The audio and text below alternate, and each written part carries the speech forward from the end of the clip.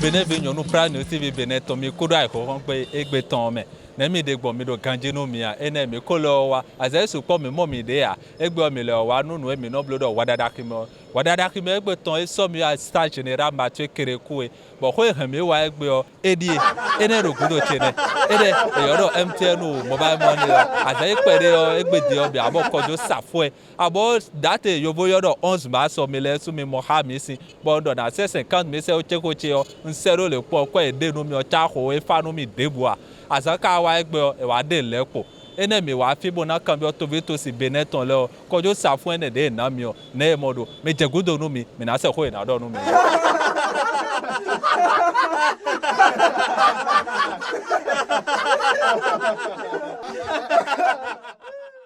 Kɔdzo safoe de na mi o evivi no mi do kɔ de ya kɔmi ka mo kpɛ de bolo ya se do me de yo kɔ de ya la zi de je na ku kanti yo na ve o bono je ke e pon bo pon vi bo pon ba bo de ko mi nu kuru gbo je yo ene na vivi nu mi mi do no azan e kara ga o mi le mi blo mobile money no me de yo uvete mi mo de me mo uvete me town mo uvete me do ko no na se chaka ton do e je ke yen do ra se 200 deji no ma pon ni we nkron se deji ton e va o mi town alors que 200 ne on était me da 200 ne on na wa me o su kwa di Lorsque c'était monté, est-ce que vous avez fait une opération? Dites-moi, racontez-moi un peu ce qui s'est passé durant cette période. Je me suis levée le matin, j'avais 3000 francs sur mon compte. Non, 3200 en fait quoi. Donc je voulais faire la transaction, la dame m'a demandé si j'ai plus de 3100 francs. J'ai dit, comment 3100 francs? J'ai fait un retrait hier, bon, j'ai payé 2100 francs. Pourquoi est-ce que j'aurais plus de 3100 francs? Elle m'a dit que, en fait, que c'est ce matin, qu'il y a des tasses qu'il faut payer. J'ai dit comment ça? Bon ok, lancez le retrait. Elle a lancé, j'ai vu qu'ils m'ont enlevé 100 francs sur les 3000 francs, mais en plus de ça, 16 francs pour tasse. J'ai dit, aïe c'est nouveau ça.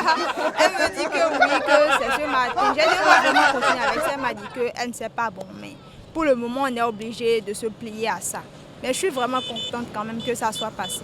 Nous nous arrivons à dire nous gono au secondo da eu kwa na bilewe nsa de bona bilewe do na bo kala de kwazi me ho wa yo program de kwa de bo secondo nous na blo nu ko re so se pe no boblo ah donc nous na nu bo mai nu bo ve nu meto vile town donc tant na tant de be sere mi we me de kala wa nu la mi di on njo nu we blo ni esigan. Depuis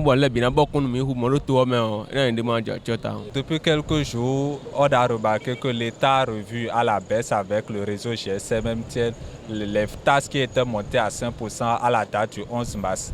Alors, dites-nous, qu'est-ce que vous avez ressenti? Quel est votre engouement aujourd'hui du fait qu'on a revu la baisse de ces 5% sur les opérations Momo sur MTN? Ah, vraiment, je suis vraiment très content que ça a été revu à la baisse parce que au moment où il y avait eu la montée pour MTN, j'avais fait un dépôt de 3000 francs et j'ai vu directement, on m'a retiré de l'argent. Donc immédiatement, j'ai préféré Move à la place. Immédiatement. Oui, oui. Bah, je vais dire que je suis un peu dans les deux. Quand moi j'avais appris la nouvelle, c'est quelque chose qui m'avait tellement énervé parce que déjà les frais, si c'est à 5 000 ou bien 1 000 francs, les 100 francs, des fois tu as les 1 000 francs pour faire le dépôt et les 100 francs même, ça cause un peu de problème de monnaie et tout. Maintenant qu'on ramène encore les histoires de monnaie, histoires de tasses et tout, ça fait que ça m'a beaucoup choqué. Moi, je n'avais pas du tout apprécié. Mais j'étais tellement émue du fait que le président s'est manifesté, s'est très vite manifesté.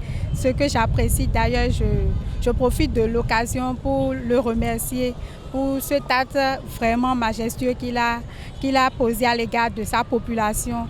Et vraiment, moi, je suis très émue maintenant pour le fait que les choses sont revenues à la normale.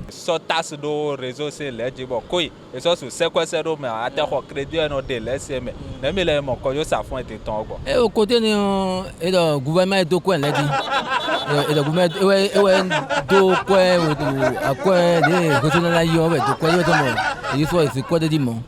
mais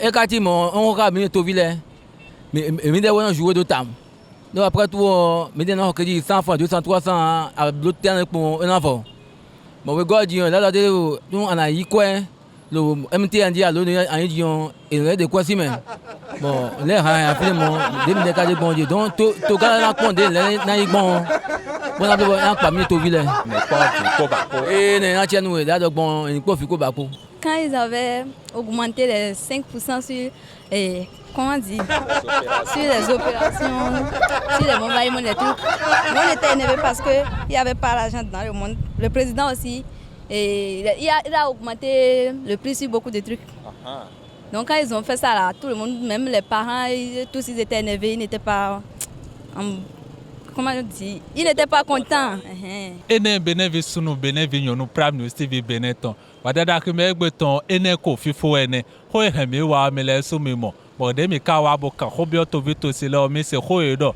Kojo sa fún ene de to gan mi ton podo akwa dido mi ton le mi do e vivinu ye. Àmọ́ mi le se ho edo do ho enu e sonu aya ga cha ho edo te kawe. Mi kan ton do so lo mi ene yovo yodo sans sortir range. Mi ka ton sin ho me nugbo ne. Ene imi le sumi mo ko de be ma ka nyodo to ho me a. Mi ma ve dikesio, mi ve hu ho alo kan yodo 91 51 04 04. Ndo 91 51 04 04. Ena chenu mi ele ho de vonu. Mi ma vie Africa to